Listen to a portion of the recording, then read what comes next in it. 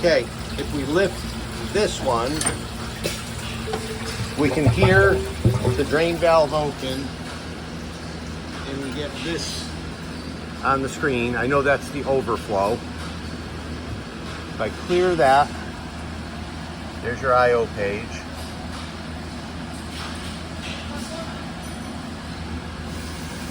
If I press the fill button, we can hear the door close, but the pump does not come on. If we lift the front, we can hear the door drain open. So I believe that the switch is working, because with this lifted, the door opens up so that it can drain.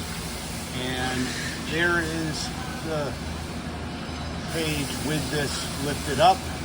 And now I'm going to drop the switch.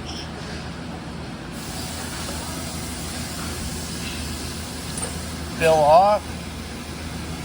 And pressing fill on.